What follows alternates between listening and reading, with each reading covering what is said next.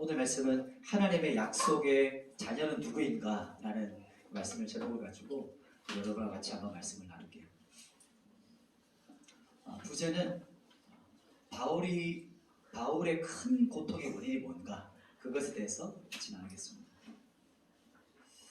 로마서 9장이 이제 시작됐잖아요. 로마서 9장의 주제는 한 문장으로, 한 단어로 하나님의 주권이에요. 하나님의 주권.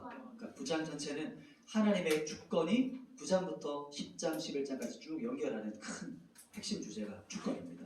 하나님의 주권이란 말은 하나님의 주인 되심이라고 해요. 로드십이라는 말 들어봤어요? 그래서 보면 앞에 이게 어때요? 하나님의 주인 되심이라고 해서 로드십이라고 합니다. 이 주제는 선교단체에서 가장 먼저 접하는 주제예요. 그래서 저도 선교단체에서 오랫동안 있었는데 선교단체에서 가장 중요한 주제, 첫 번째 리더로 세워지기 전에 반드시 통과해야 될 주제가 로드십이에요. 주대심, 그 영역입니다. 그래서 이 영역이 참 중요한데 그런데 이 시대, 이 세대의 사고방식과는 완전히 반대예요. 그래서 이 사고방식을 반대로 뒤집어 엎는 거기 때문에 오늘 말씀을 주제를 접하실 때 아주 세밀한 어떤 생각들 그리고 주의 깊은 주의가 필요해요.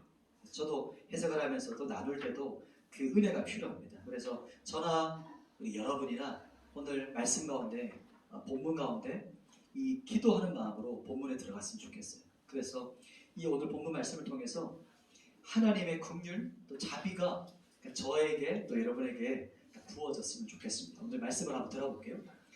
오늘 말씀은 9장 1, 2절이 합쳐져 있죠. 그래서 1, 2절 말씀을 같이 한번 읽어보도록 할게요. 1, 2절. 자, 시작. 내가 그리스도 안에서 참말을 하고 거짓말을 아니하노라. 나에게 큰 근심이 있는 것과 마음에 그치지 않은 고통이 있는 것을 내 양심이 성령 안에서 나와 더불어 전하노니. 아멘. 첫 번째가 이방인의 사도인 바울이 왜 고통스러워하고 있을까? 그것에 대한 질문이에요. 첫 번째, 이방인의 사도로 부름받았던 사람이 바울이거든요. 그런데 이스라엘 사람, 이제 고륙이라고 하죠. 우리가 1, 2절을 방금 읽었는데 사도 바울에게 왜 큰 근심이 있었죠? 보면은 고륙이라고 말하죠. 옛날 말이긴 한데 이제 2절, 3절 쭉 넘어가면서 3, 4절에 나오는 말이기도 해요. 지금 사도 바울이 계속해서 고통을 받고 있어요. 한 번 느꼈던 고통이 아니고 지속적인 거예요. 계속해서 자기 안에 눌림이 있는 거예요.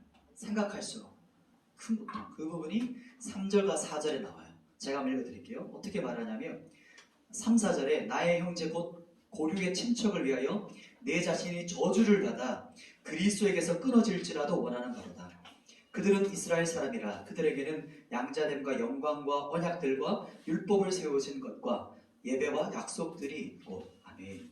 그들이 누구냐면 나의 형제, 나의 고륙 친척이다. 이렇게 성경이 말해요. 이스라엘 사람인데 왜 사도 바울이 이스라엘 사람 때문에 고통스럽죠? 왜 그럴까요? 왜 고통스럽다 말할까요?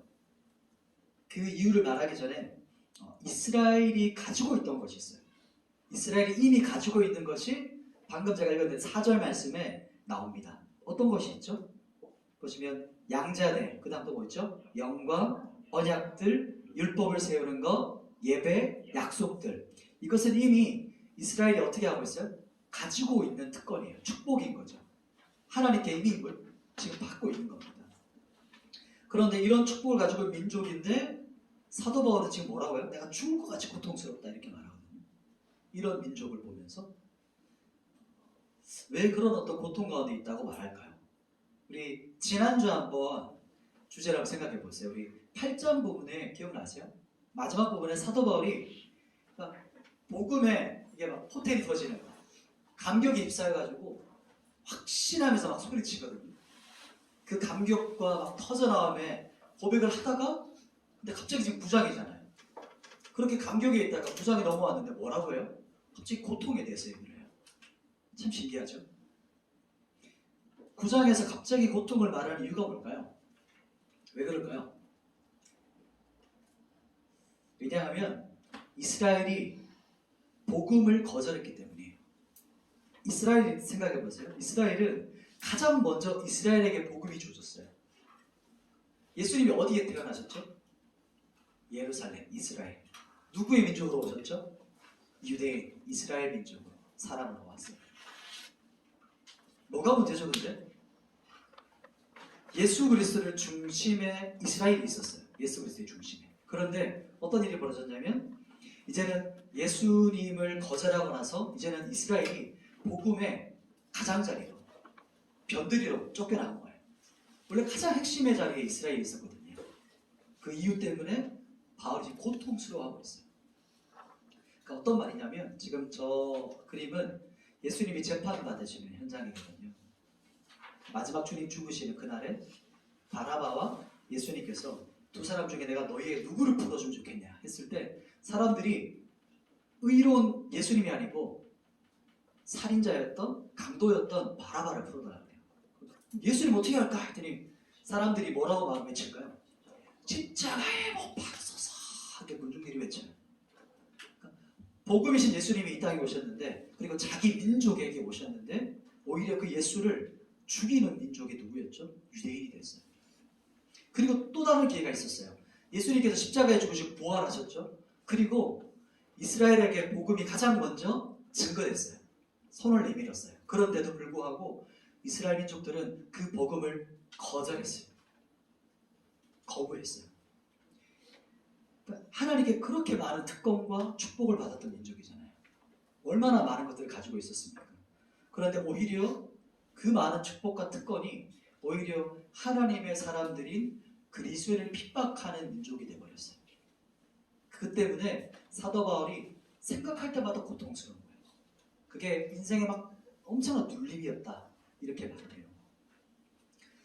사도 바울은 그렇게 생각하는 거예요. 어쩌다가 우리가 먼저 하나님의 구원 백성이었는데 우리가 메시아를 십자가에 죽었나? 우리가 구원을 던져버렸나? 그러니까 어쩌하다가 축복의 핵심인 예수 그리스도를 우리가 거절하고 오히려 우리가 그 예수를 죽이게 되었나? 어디서부터 잘못된 건가? 그리고 이런 비극과 저주가 어떻게 이스라엘에게 지금 닥치게 되었는가? 이것이 지금 사도 바울 안에 있는 계속 올라오는 궁금증이었어요. 사도 바울은 복음을 증거하면서도 그 마음의 중심에는 자기 고륙 친척에 대한 그 중심이 항상 눌림이 있었어요. 사도 바울의 큰 고통이었죠. 그래서 밤낮 그 고통을 눌렸거든요. 이스라엘 백성은 핏줄이 아니라 약속의 자녀라 이렇게 말을 하거든요. 오늘 성경에 보면 그 두 번째 부분에 넘어갈 부분인데 왜 하나님의 자녀들을 그냥 혈통 이렇게 말하지 않고 이스라엘 민족이라 하지 않고 약속의 자녀 이렇게 말을 해요. 그러니까 왜 그럴까요? 그 부분을 6절 말씀에 나오는데 우리 로마서 9장 6절 말씀을 같이 한번 한 목소리로 한번 읽어봅시다. 6절 시작. 그러나 하나님의 말씀이 폐하여진 것 같지 않도다. 이스라엘에게서 난 그들이 다 이스라엘이 아니요. 아멘. 뭐라고 말합니까? 하나님의 약속의 자녀가 누구라고 하죠? 처음 시작할 때 6절을 보면 그러나 이렇게 시작하잖아요. 보통 그러나 그러므로 이렇게 하면 세모를 치라고 했죠. 반전이에요. 중요한 부분이 시작된다는 거죠. 하나님의 말씀이 폐하여진 것 같지 않다. 무슨 말입니까? 우리 이스라엘에 대한 구원의 약속의 말씀이 폐해진 게 아니다. 이런 것이죠. 그게 거절된 게 아니야. 왜요? 혈통으로 난 이스라엘이 진짜 이스라엘 백성이 아니라는 걸 깨달았어요. 사도 바울이. 영적인 깨달음이 있었어요. 그 말이 무슨 말이냐면 7절부터 8절인데 한번 7, 8절 같이 한번 읽어볼게요. 시작. 또는 아브라함의 씨가 다 그의 자녀가 아니라 오직 이삭으로부터 난 자라야 내 씨라 불리리라 하셨으니 곧 육신의 자녀가 하나님의 자녀가 아니요 오직 약속의 자녀가 희로 여기심을 받느니라. 아멘. 아브라함 아시죠? 몰라도 알아가면 돼요. 네. 아브라함은 이스라엘 나라의 근본 뿌리였어요. 민족의 조상이거든요. 아브라함의 자식이 누구였죠? 자녀 혹시 아세요? 모를 수 있어요. 괜찮아요. 그냥 알아가면 돼요. 이스마일이 있었고 또 누구 있었어요? 이삭이 있었어요. 이 두 사람을 지금 본문에 비교해요. 이삭과 이스마엘을 비교하는데 분명히 이스마엘도 그렇고 이삭도 그렇고 누구의 씨로 태어났을까요? 아브라함의 씨였어요. 그래서 성경에서 뭐라고 말하냐면 다르다는 거예요.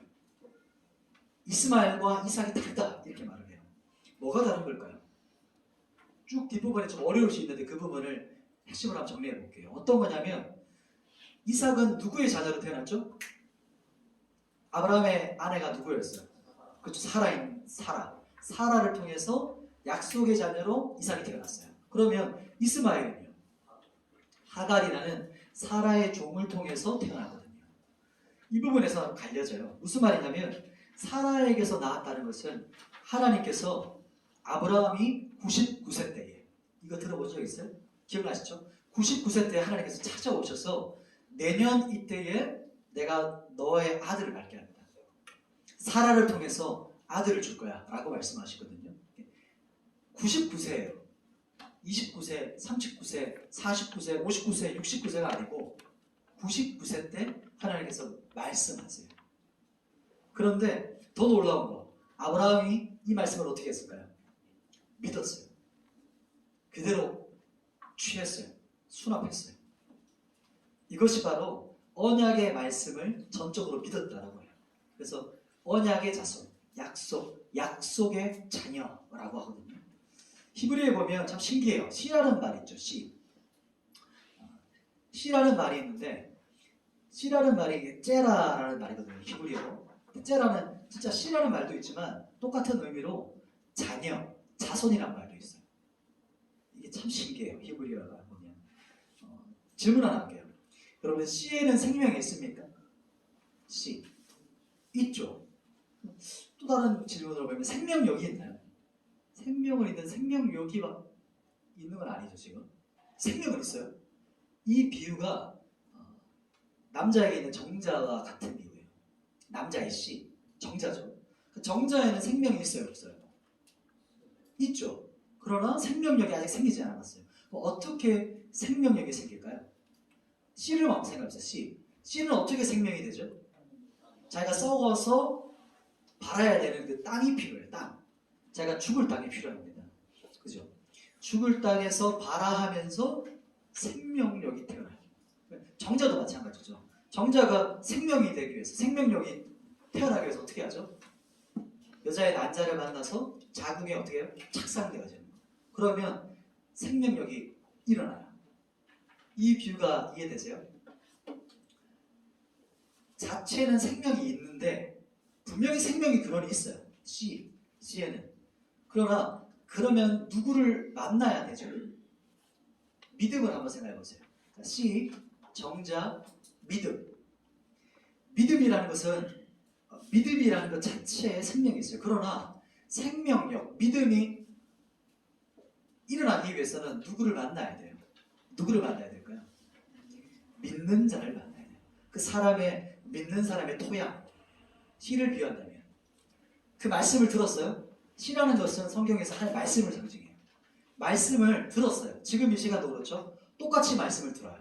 지금 이 시간 똑같이 말씀을 듣는데 그 씨가 태어나기 위해서, 활성화되기 위해서는 그 말씀을 듣고 받아들이는 사람의 마음과 심령이 있어야 돼요. 이게 참 신비로운 믿음의 원리예요. 예수님도요, 4가지 밭에 대한 비유를 하셨어요. 예수님께서 4가지 밭 비유 혹시 아세요? 왜냐하면 첫 번째 밭은 길가밭이었어요. 길가밭 들어본 적 있어요? 실제로 진짜 길가가 되어버렸어요. 그래서 너무 많은 사람이 짓밟아서 땅이 맨들맨들해요. 이 사람의 마음은 어떠냐면 말씀을 들어요? 아니죠. 말씀이 선포돼요? 그럼 어떻게 할까요? 말씀을 개우시요. 듣는 자체를 안 해요. 말씀이 그대로 그냥 길가에 딱 있어요. 씨가. 그래서 어떻게 되냐면 그 사람에게는 온갖 귀신들과 이제 사탄 마귀들이 와서 그 말씀의 씨를 먹어버려요. 핫플레이스. 말씀 씨 먹는 핫플레이스가 이 길가밭이에요. 마음이 맨들맨들한 거죠. 그냥 말씀 자체를 듣질 않아요. 두 번째 밭은 뭐냐면 돌짝밭. 기억나시나요? 돌짝밭은 말씀을 듣고 믿어요. 믿었어요? 그런데 들었는데 이 씨가 이제 딱 말씀이 숨겨져서 이렇게 발을 하는데 그 다음에 뭐를 좀 줘야 되죠? 물을 줘야 되잖아요. 그러니까 주질 않아요. 그 때문에 타서 죽어버렸어요. 이게 어떤 의미냐면 말씀을 듣고 이렇게 말씀을 믿기는 하는 것 같은데 믿는 것 같은데 한 주에 한 번씩 와서 듣지만 살아가면서 전혀 말씀의 공급이 없어요. 물을 주지 않아요. 은혜의 공급을 주지 않아요. 그래서 그 말씀이 아예 그냥 타버려요. 사라져버려요. 믿음 자체가 사라지는 거죠. 세 번째 비유는 뭐냐면 어떤 밭이었죠? 가시덤불. 이렇게 발아하는데 주변에 뭐가 있어요? 가시덤불이 있어요. 어떤 거냐면 주변의 환경과 상황 이런 것들 때문에 뭔가 믿음은 있는 것 같아요. 듣고 믿고 싶은데 주변에 지금 상황과 환경들이 식물을 뒤집어 엎어요. 자꾸 막 감싸요. 그래서 어떻게 되냐면 이래서 안 돼요. 저래서 안 돼요. 이렇기 때문에 안 돼요. 그리고 그것도 안 돼요. 무조건 안 돼요. 이렇게 돼버려요. 완전히 그냥 상황에 휩싸여버리는. 그래서 믿음이 있는 것처럼 보이지만 믿음과 상관없이 사는 사람. 그래서 어떻게 되냐면 쾌락과 향락과 그리고 제 보이죠? 그러니까 세상 사고에 똘똘 뭉쳐서 그렇게 살아가요. 그래서 어떻게 되냐면 교회는 다니는데 껍데기, 회의론적인 그리스도인으로 살아가요. 이 가시덤불의 사람입니다. 이제 마지막 네 번째 좋은 밭은 이게 부드러워요. 갈아엎어져 있어요. 마음이, 땅이. 그래서 갈아엎어졌다는 말이 뭐냐면 그 깊은 곳까지 공기가 주입된다는 말이에요. 물과 영양분이 많아요. 그래서 씨가 뿌려지기 무섭게 식물이 확 자라요. 좋은 밭을 가진 사람은. 그렇게 해서 처음에는 정말 눈에 보일 듯 말 듯한 씨잖아요. 근데 심겨져서 이 사람에게 좋은 밭에 씨를 뿌려져서 나무가 자라서 수십 미터가 넘는 거목이 돼요. 큰 나무가 돼요. 거목이 된다는 말은 무슨 말이냐면 이 사람에게서 많은 사람이 와서 쉼을 얻고 휴식하고 회복을 얻어요. 이게 나무, 거목이에요. 저는 우리 예언교회에 와서 처음 와서 전 좀 신기했어요. 청년들을 좋은 의미로 신기했어요. 우리 청년들을 봤을 때 이 시대에도 이런 청년들이 남아있구나 라는 생각이 들었었어요. 첫 인상이 조금 지나면서 지켜보고 또 이 청년들을 보면서는 그 예전 사역자들 또 예전에 있었던 그 섬겼던 우리 청년부로 섬겼던 분들이 참 많이 헌신하셨구나, 케어하셨구나, 돌봤구나 라는 게 좀 느껴졌었어요. 그리고 담임 목사님 또 사모님 우리 이 자리에 계시지만 우리 부장장로님 그리고 우리 간사님이죠. 우리 리더들 또 리더의 리더죠 간사님들이. 그래서 리더들을 좀 생각하게 됐어요. 또 가장 먼저는 이제 우리 성장론이 좀 생각났었고 이 네 번째 이 좋은 밭에 대한 걸 딱 떠올렸을 때 그리고 우리 리더들 한 번씩 나눔하고 제자 훈련할 때 자주 나오는 등장하는 분이 계세요. 누구일까요? 성장론님이거든요. 그러니까 인생의 어떤 부분에 그 사람의 인생에 들어가 계신 거예요. 그걸 보면서 그것이 거목이에요. 어떤 사람의 인생에 어려울 그때 혹은 기뻤을 때에 들어가 있는 사람. 자, 뭐 주변에 한번 리더들 한번 볼래요? 좋은들 한번 리더들 한번 봐주세요. 이렇게. 또 리더들도 자기 패밀리들 한번 쫙 봐보세요. 이렇게 이거 조금 느낌 이상했어요. 지켜보니까 보고 있다. 좋다. 그러니까 우리 리더들이 이렇게 조언들을 케어하고 섬기고 있었던 거예요. 이렇게 세워졌다는 것은. 그래서 또 우리 리더들이 또 다른 사람, 또 다른 리더들을 케어하고 거목이 되어서 쉬게 해주는 사람. 또 성당놀이 같은 경우는 우리 청년부 전체가 이렇게 쉴 수 있는 거목이 된 거잖아요. 그렇죠? 그러니까 그런 사람으로 자라는 말이에요. 좋은 밭이라는 거죠. 자, 마지막 세 번째인데 오늘 말씀에 이제 제일 처음에 제가 언급할 때 9장에서 핵심 주제가 주권이라고 했잖아요. 하나님의 주권. 오늘 말씀 이제 11절 말씀이에요. 본문이 길기 때문에 오늘 핵심만 다르고 그 다음 주가 동일한 주제이기 때문에 그 다음 주 조금 더 깊게 들어가 볼게요. 오늘은 11절 말씀 우리 조금 더 보도록 하십시다. 11절 같이 한번 읽어봅시다. 시작. 그 자식들이 아직 나지도 아니하고 무슨 선이나 악을 행하지 않을 때에 택하심을 따라내는 하나님의 뜻이 행위로 말미암지 않고 오직 부르시는 이로 말미암아 서게 하려 하사. 아멘. 세 번째는 하나님의 주권적인 구원이에요. 이 단락 주제가, 즉 쉽게 말하면 하나님 대신을 말해요. 로드십, 주 대신, 주권자라는 거죠. 주인 대신을 말해요. 오늘 가장 주의 깊게 봐야 될 본문인데 13절에 이렇게 또 말해요. 한번 제가 읽어드릴게요. 13절에 기록된 바 내가 야곱은 사랑하고 에서는 미워야 한다 하신가 같으니라. 아멘. 야곱과 에서가 아직 태어나지 않았어요. 아직 태어나지 않았는데, 태어나지 않았으면 선한 일도 악한 일도 아직 아무것도 안 한 거잖아요. 태어나지 않았으니까. 그런데 그 전에 어떻게 됐냐면, 그 전에 하나님께서 하나님의 뜻대로 택하셨대요. 태어나질 않았는데, 청소형제가 태어나질 않았는데 택하셨다 이렇게 말을 하는 거예요. 이거 우리의 사고를 뛰어넘는 거거든요. 이것은 뭐냐면 하나님께서 부르시는 이로 말미암아 구원이 시작되었다 이렇게 말을 해요. 우리가 13절을 읽으면 이런 질문이 있을 수 있어요. 아니 너무 불공평한 거 아닙니까? 하나님이 불공평한 거 아니에요? 근데 여기서 13절에 보면 사랑한다는 말과 미워한다는 말이 있죠. 이 뜻은요, 그 사람의 인생을 쳐다보면, 그 인생을 한번 면밀히 살펴보면 정확한 의미를 알 수가 있어요. 야곱의 인생 한번 이제 구약에 막 넘어오니까 왔다 갔다 해야 되거든요. 지금 이제 갈 길이 먼 분도 있을 수 있지만 차근차근 해봅시다. 아브라함, 이제 야곱의 인생 한번 생각해 보세요. 야곱의 인생이 어땠어요? 고난의 연속이었어요. 야곱하면 인생이 그냥 계속 고난이에요. 힘든 일이에요. 하나님께서 개입하셨어요. 야곱의 인생에. 그러니까 하나님께서 야곱의 인생에 손을 어떻게 그냥 손을 대셨다는 거예요. 그 사람의 인생에. 그래서 고난을 허락하셨어요. 야곱에게. 야곱은 이제 그리고 결정적으로 에서 형을 만나러 가는 때가 있었죠. 그때 약복강에서 기억나나요? 하나님하고 막 씨름하면서, 천사와 씨름하면서 막 기도했던데, 그때 천사가 야곱의 환도뼈를 쳐요. 이 둔부 여기를 막 쳐서 넘어지고 자빠지고 이제 질질 끌려가면서 끝까지 잡죠. 여기서 말하는 환도뼈를 쳤다는 것은 허리를 쳤다는 걸 뜻하기도 해요.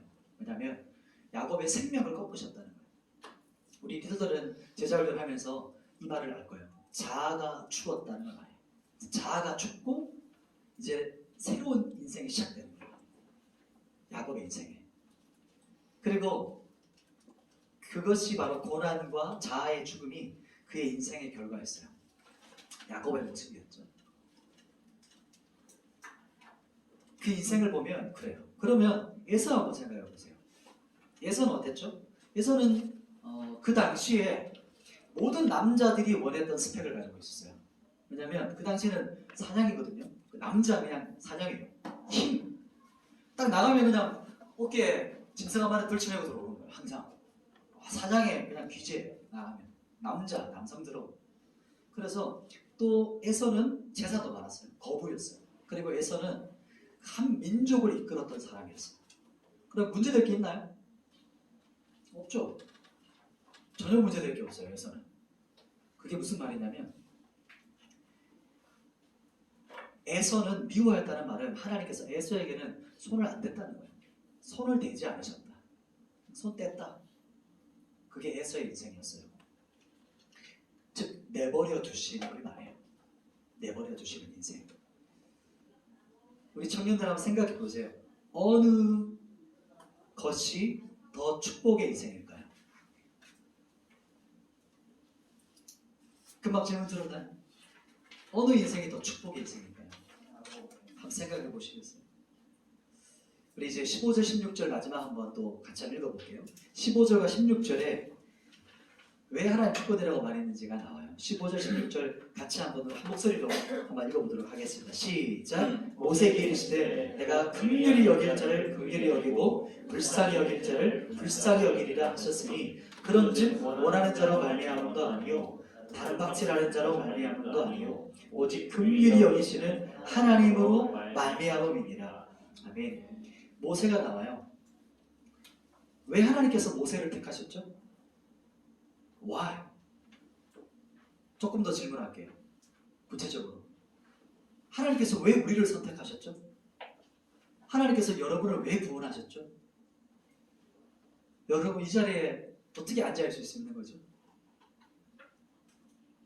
하나님께서 왜 우리를 구원하셨습니까? 왜 우리를 구원하셨죠? 잘생겨서, 좀 예뻐서, 착해서, 양심적이어서. 그게 아니죠. 그분의 긍휼 때문에, 그분의 긍휼 때문에 우리를 구원하셨어요. 우리 어떠함이 아니에요. 우리가 뭔가를 했기 때문이 아니고 그냥 그분의 긍휼이에요. 주님의 긍휼하시기 때문이에요. 그러니까 주님의 긍휼이 우리의 모든 죄와 심판을 이기셨어요. 우리의 그 저주에서 그분이 우리를 불쌍히 여기시기 때문에 우리를 구원해내셨어요. 이게 그분의 주권적인 그분의 은혜예요.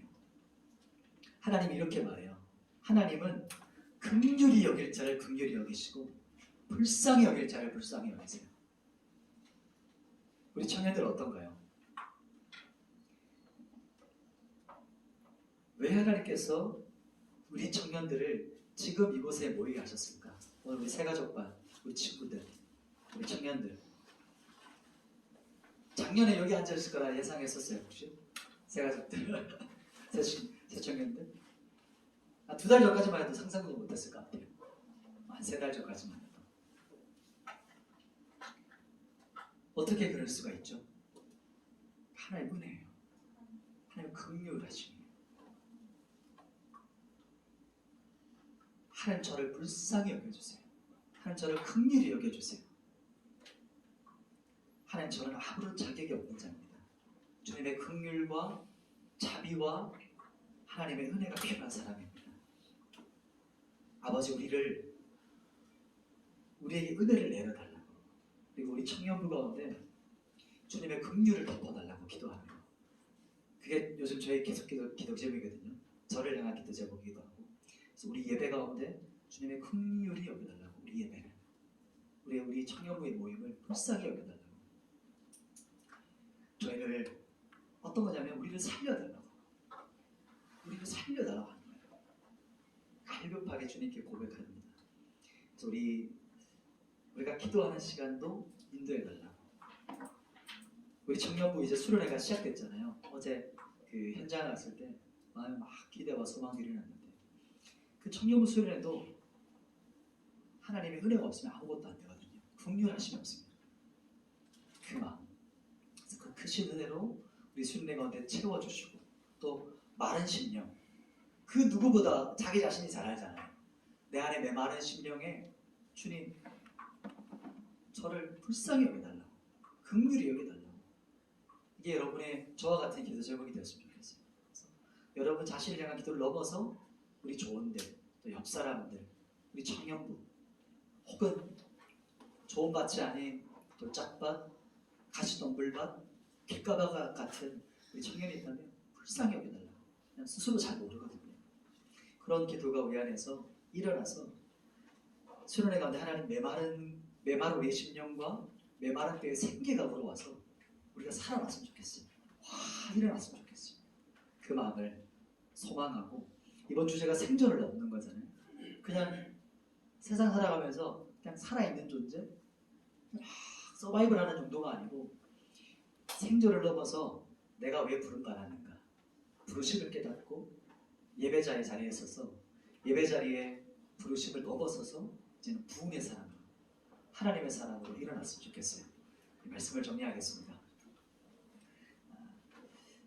첫 번째 우리 말씀은 거목보이죠. 바울은 큰 고통이 있었어요. 그렇게 복음에 막 열정에 휩싸여서 인생 전체를 불태웠거든요. 사도 바울은. 그런데 매일 하는 근심과 고통이 뭐냐면 자기 고륙 친척이었어요.